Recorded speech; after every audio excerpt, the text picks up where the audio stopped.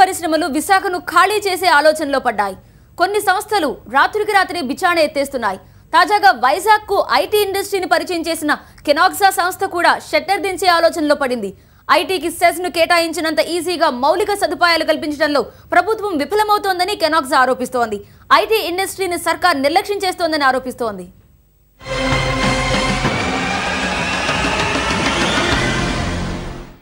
విశాఖలో ఐటీ పరిశ్రమ దివాలా తీస్తోంది. రోజుకో ఐటీ కంపెనీ వైజాగ్ నుంచి బిచాణ ఎత్తేస్తున్నాయి. తాజాగా ఐటీ పరిశ్రమకు వైజాగ్ను పరిచయం చేసిన కెనాక్స్ సంస్థ కూడా ఇలాంటి ఆలోచన చేస్తోంది. విశాఖను ఖాళీ చేయాలని భావిస్తోంది. అమెరికాకు చెందిన హెచ్ఆర్ సంస్థ కెనాక్స్ 2005లో విశాఖలో అడుగుపెట్టిన మొట్టమొదటి కంపెనీ. కెనాక్స్ ను ఆధారంగా చేసుకుని పెద్ద పెద్ద ఐటీ కంపెనీలన్నీ వైజాగ్ పై దృష్టి సారించాయి. వరుసగా వైజాగ్లో తమ బ్రాంచీలను ఓపెన్ చేశాయి. ఇటు ప్రభుత్వం కూడా ఐటీ పరిశ్రమ అభివృద్ధికి విశాఖలో ప్రత్యేక సెస్ కేటాయించడంతో భవిష్యత్తు 3 పువ్వులు 6 కాయలనుకున్నారు. ఇటు ఉద్యోగ అవకాశాలు పెరుగుతాయని స్థానిక విద్యార్థులు సంబరపడ్డారు.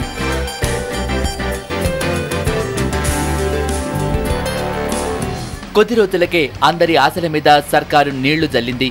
ఐటీ సెస్ కోసం భూమిని కేటాయించినంత సులభంగా సర్కారు సౌకర్యాలను కల్పించలేకపోయింది. దీంతో ఇబ్బడి ముబ్బడిగా విశాఖలో పెట్టుబడులు పెట్టిన ఐటీ కంపెనీలు షాక్కు గురయ్యాయి. ముఖ్యంగా విద్యుత్ సౌకర్యం కల్పించడంలో ప్రభుత్వం పూర్తిగా విఫలమైంది. కరెంటు కష్టాలను తట్టుకోలేక కెనాక్స్తో పాటే వైజాగ్లో బ్రాంచీలను ఓపెన్ చేసిన సదరన్ ల్యాండ్స్ అనే ఐటీ కంపెనీ ఆఫీసును మూసేసింది. రాత్రికి రాత్రే విశాఖను విడిచి పారిపోయింది. సదరన్ ల్యాండ్స్ సంస్థ మూతపడటంతో కెనాక్స్కు లక్షల రూపాయల నష్టం ఏర్పడింది.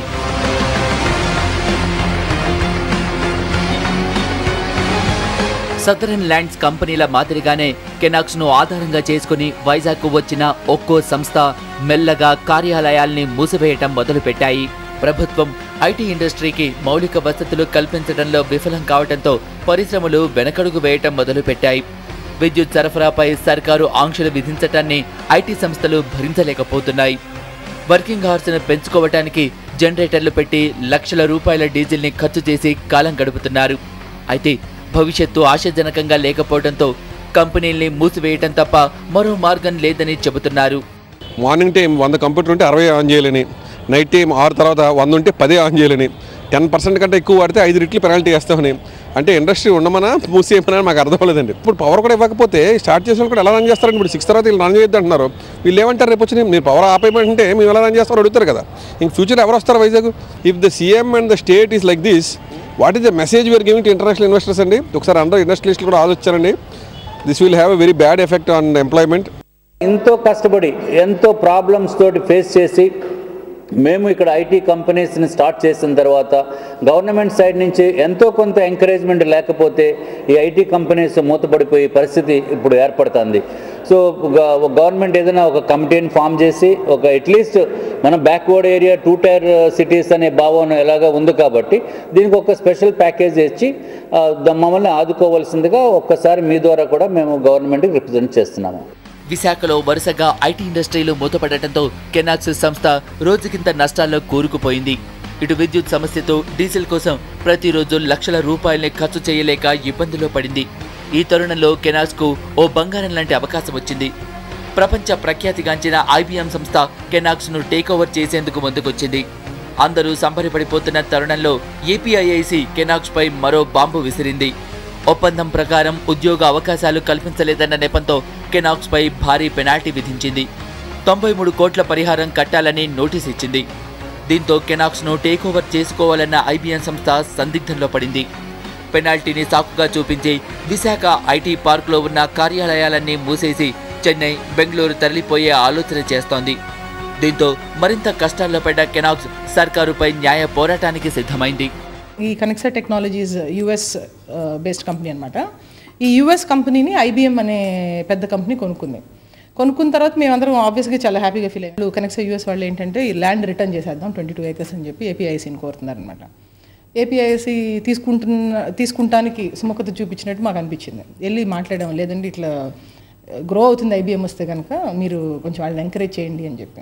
ఐబీఎం లాంటి కంపెనీ వెళ్ళిపోతుంది అని అంటే కనుక నెక్స్ట్ ఇది ఎవరు రావాలన్నా కానీ వాళ్ళే భరించలేనప్పుడు ఈ ఖర్చులు మనమేం భరిస్తామనే యాటిట్యూడ్ ఉంటుంది కదా. సో ఎట్లా అంటే విశాఖపట్నం ఐటీ హోప్స్కి తాళం వేసేసినట్టే అనమాట. IBM విశాఖ నుంచి వెళ్లిపోతే కెనాక్స్ సంస్థను ఆదుకునేవాడే లేడు. కెనాక్స్ సంస్థ మూతపడితే విశాఖలో ఐటీ ఇండస్ట్రీకి ఆధారమే లేదు. ఈ పరిస్థితుల్లో రాష్ట్ర ప్రభుత్వం IBMకు భరోసా కల్పించాల్సిన పరిస్థితి తలెత్తింది. ఈ విషయంలో కెనాక్స్ ప్రతినిధులు ఇటు ఐటీ శాఖ మంత్రి అటు ముఖ్యమంత్రితో చర్చలు కూడా జరిపారు. అయితే సర్కారు నుంచి ఇప్పటి వరకు ఎలాంటి ప్రతిస్పందన రాలేదు. సో చీఫ్ మినిస్టర్ గారితో మాట్లాడాము, ఐటీ మినిస్టర్ గారితో మాట్లాడాము, అదే విషయం అడిగామని. కానీ ఏమీ హెల్ప్ లేదండి. వాళ్ళు ఏమి IBM వాళ్ళని పిలవలేదు, మాట్లాడలేదు. ఎందుకంటే పిలిస్తే కనుక మాట్లాడితే కనుక ఏదైనా some kind of press statement, paper statement వచ్చేది కదా. First of all government should try and keep companies here, not send them away. Okay, second of all ఇప్పుడు ఓకే ఈ కొండని ఇంతమంది కంపెనీస్కి ఇచ్చింది, వీళ్ళు ఫ్లరిష్ అవ్వాలంటే ఏం కావాలి గవర్నమెంట్ పరంగా? ఓకే, బస్ ఫెసిలిటీ కావచ్చు, ముఖ్యంగా పవర్ బిల్ అండి, పవర్ సప్లై అది ఇస్తే కనుక ఐ థింక్ కొంతవరకు మెరుగుపడుతుందని అనుకుంటున్నాను. ఉత్తరాంధ్ర విద్యార్థులకు ఐటీ పరిశ్రమలో ఉపాధి అవకాశాలు మెరుగుపడాలి అంటే IBM సంస్థ తరలి వెళ్లకుండా ప్రభుత్వం చర్యలు చేపట్టాల్సిన అవసరం ఉంది. లేదంటే విశాఖలో ఐటీ ఇండస్ట్రీనే లేకుండా పోతుంది. కంపెనీలు తరలి వెళ్లకముందే ప్రభుత్వం మేల్కోవాలని ఐటీ సంస్థలు కోరుతున్నాయి.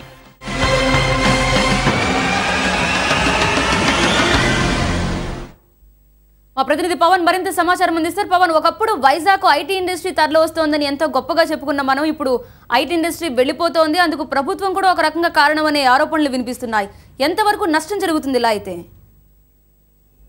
ఆర్థిక రాజధాని విశాఖపట్నానికి ఒక వజ్రం లాంటిది ITSEZ. అయితే ఇక్కడ మొత్తం 32 కంపెనీలు ఉన్నాయి. కానీ కేవలం అరకొర మాత్రమే, అంటే 5 లేక 6 కంపెనీలు మాత్రమే తెరిచి పూర్తి స్థాయిలో పనిచేస్తున్నాయి. అది కూడా చాలా ఇబ్బందులతో పనిచేస్తున్నాయి. ఇక్కడ ఒకటే ఇబ్బంది కనిపిస్తుంది. ముఖ్యంగా ఇక్కడ 1000 కోట్ల రూపాయల పైగానే ఇక్కడ నుంచి టర్న్ ఓవర్ ఉంది. ఖచ్చితంగా ఆ టర్న్ ఓవర్ 10,000 కోట్లు టార్గెట్ చేశారు 2010 కల్లా. కానీ 2010 నుంచే ఇక లాస్ మొదలైంది. ముఖ్యంగా ఏ కంపెనీలు ముందుకు రావడానికి ఇబ్బంది పడుతున్నారు. ఎందుకంటే ఇక్కడ ప్రభుత్వం నుంచి కానీ ఏ రకమైన ఇన్ఫ్రాస్ట్రక్చర్ డెవలప్ చేయలేదు. ఇక్కడున్న రోడ్లు ఐటీ కంపెనీలు వాళ్ళు వేసుకున్నారు. ఇక్కడ ఉన్నటువంటి వీధి దీపాలు కూడా ఐటీ కంపెనీలు వాళ్ళు వేసుకున్నారు. చాలా బాధపడ్డారు. ఎందుకంటే ఇదంతా కూడా కొండ ప్రాంతం, దాన్ని చాలా అభివృద్ధి చేసుకున్నారు. ప్రభుత్వం నుంచి ఏ రకమైనటువంటి అభివృద్ధి ఇవ్వలేదు. చాలా కాలం నుంచి వెయిట్ చేశారు. కానీ ప్రభుత్వం నుంచి ఏ మాత్రం సహకారం లేకపోవడంతో కొన్ని కంపెనీలు అయితే ఇక్కడి నుంచి వెళ్ళిపోతున్నాయి. IBM లాంటి కంపెనీలు అయితే ఉన్న 4 ఎకరాలు ఉంచుకుని మిగిలిన 21 ఎకరాలని కూడా APIC తిరిగి ఇవ్వడానికి ప్రయత్నం చేస్తుందంటే IBM లాంటి కంపెనీ పక్కకి వెళ్ళిపోతే మిగతా కంపెనీలు ఏమొస్తాయనేది ఇక్కడ ఐటీ కంపెనీల ప్రధానమైనటువంటి బాధ. మీరు చెప్పండి మేడం, ఏమంటారు? ప్రధానంగా ఏ బాధ ఉంది ఇక్కడ? అన్ని బాధలేనండి. ఇక్కడ మీరు చెప్పినట్టు రోడ్లు అన్ని ప్రాబ్లమే. మేజర్ గా లాస్ట్ 2 years అయితే మాత్రం పవర్ కట్ మేజర్ ప్రాబ్లం అండి. కొన్ని రోజులు అయితే కనుక రోజుకి ₹1,00,000 పైన మేము డీజిల్ బిల్ కట్టుకున్న రోజులు ఉన్నాయన్నమాట. అంతంత కాస్ట్లు పెరిగిపోయిన తర్వాత ఏ కంపెనీ కూడా అది ఆర్థికంగా ప్రాఫిట్స్ ఏమి రావు కదా. దాంతో చాలా మంది డిస్కరేజ్ అయిపోయి వెళ్ళిపోతున్నారు. మాకు వచ్చిన సమస్య ఏంటంటే కనెక్స్ అని IBM కొనుక్కుంటుంది. మోస్ట్ ప్రాబబ్లీ ఇవాళ మర్జర్ కంప్లీట్ అయిపోతుంది. అవ్వకముందే వాళ్ళు కనెక్సా చేత 22 acres వెనక్కి ఇప్పించేస్తున్నారు. ఫస్ట్ ఈ మర్జర్ ప్రపోజల్ వచ్చినప్పుడు వాళ్ళు ఇష్టంగానే ఉన్నారు. మరి తర్వాత ఏం తెలుసుకున్నారో ఏంటో మనకు తెలీదు. వాళ్ళు వెళ్ళిపోతున్నారు అనమాట. అదే ల్యాండ్ వెనక్కి ఇచ్చేస్తున్నారంటే దాని అర్థం అదే కదా, 22 acres ఇచ్చేస్తున్నారు. IBM లాంటి కంపెనీకి 25 acres అన్నది రియల్లీ నథింగ్. సీఎం నెల్లి అడిగాము, మంత్రి గారిని వెళ్ళి అడిగాము, సార్ పిలవండి, మాట్లాడండి, అన్న సదుపాయాలు కావాలంటే ప్రొవైడ్ చేయండి, ఉంటుంది. మీరు అన్నట్టు ఆర్థిక క్యాపిటల్ కదా ఇది విశాఖపట్నం, ఇక్కడ ఉంటే కనుక పిల్లలకి మంచి జాబ్స్ వస్తాయి, బాగుంటుంది అని చెప్పి రిక్వెస్ట్ చేశామండి. అయితే మీరు న్యాయ పోరాటంకి వెళ్ళారు. ఏ రకమైనటువంటి కేసు సుప్రీంకోర్టులో ఫైల్ చేశారు? సుప్రీంకోర్టు కాదండి, ఫస్ట్ మనం లోకల్ కోర్ట్స్ లో ఫైల్ చేసుకోవాలి కదా. ముందు సివిల్ కోర్టులో ఫైల్ చేసుకున్నాము. ఏంటంటే ఈ మర్జర్ ఆపండి సార్, ఇట్లా వీళ్ళు వెళ్ళిపోతుంటే తీవ్ర నష్టం జరుగుతుంది, సెక్షన్ 23 కింద ఉపాధి పోతుంది, అంటే బేసిక్ గా లోకల్ ఇది ఎఫెక్ట్ అవుతుందని చెప్పి వేసామండి. అది పెండింగ్ అనమాట. 31st అది హియరింగ్ ఉంది. అది ఆ లిటిగేషన్ లో ఉండగానే వీళ్ళు వెళ్ళిపోతున్నారు, వీళ్ళు మేము ఇచ్చేస్తున్నాం అని చెప్పి APICకి రాశారు. APICకి కూడా వెళ్ళి అడిగాం, అయ్యా మీరు తీసుకోకండి వెనక్కి, ఇప్పుడు కొన్నాళ్ళు వెయిట్ చేసినందుకు మాత్రం నష్టం ఏం లేదు కదండి, అంత హడావుడిగా తీసుకోవాల్సిన అవసరం ఉంది 1 నెల దీంట్లో. బాగా IBM కంపెనీ లాంటి కంపెనీలు వెళ్ళిపోతే ఎంత నష్టం జరుగుతుంది? భవిష్యత్తులో ఏమైనా కంపెనీలు వస్తాయి వైజాగ్? తప్పకుండా రావండి. ఎందుకంటే IBM లాంటి కంపెనీ అంటే అది మహారాజు లేకపోతే ఏనుగు అని కంపేర్ చేయొచ్చు. ఏనుగు లాంటి కంపెనీ వెళ్ళిపోయిందంటే ఏనుగా ఇక్కడ సర్వే అవ్వలేకపోతే మనం ఏం సర్వే అవుతాం అనుకుంటే కదా. మీ దగ్గర లార్జెస్ట్ కంపెనీ మీకు తెలిసిందే, 1,20,000 మంది ఎంప్లాయీస్ ఉన్నారు వాళ్ళకి ఇండియాలో మాత్రం. కొంతమంది ఐటీ ఉద్యోగులు ఉన్నారు, వారిని ఏమన్నా వైజాగ్ ఐటీ డెవలప్ అవుతుందంటారా? మునిగిపోయి నావలా తయారవుతుందంటారు? డెఫినెట్లీగా అవుతుంది, కానీ దానికి స్టార్టింగ్ పాయింట్ IBM. మాకు IBM అని వస్తుందని తెలియగానే yes, we thought that Vizag is going to be a good big hub in AP apart from the Hyderabad. But now we are hearing that much of the land they are giving back to the government, which I plead to the IBM and the government that this is a better land we have seen and never seen in any country, not even in India. We have never seen in country such a beautiful and better accommodation land in IT park.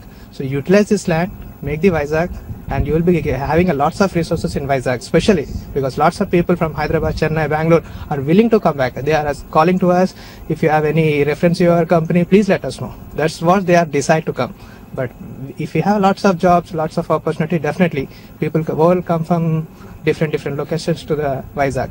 ఇది ఇక్కడ ఉత్తరాంధ్రలోనే కేంద్ర IT శాఖ మంత్రి ఉన్నారు. అలాగే మరోవైపు ఇద్దరు మంత్రులు ఇక్కడ నుంచి కేంద్రానికి ప్రాతినిధ్యం వహిస్తున్నారు. అలాంటి విశాఖపట్నంలోనే ఐటీ కంపెనీ కోసం ప్రభుత్వం ఒక 5 నిమిషాలు వెచ్చించలేని పరిస్థితిలో ఉంది. ప్రభుత్వం తలుచుకున్నట్టయితే IBM తో కేవలం చర్చించినట్లయితే చాలా మంది జీవితాలు బాగుపడతాయి. తిరిగి మళ్ళీ విశాఖపట్నం మరొక ఐటీ హబ్ గా తయారవడానికి అవకాశాలు ఉన్నటువంటి అభిప్రాయాన్ని ఐటీ ఎక్స్పర్ట్స్ వ్యక్తం చేస్తున్నారు. Right, thank you.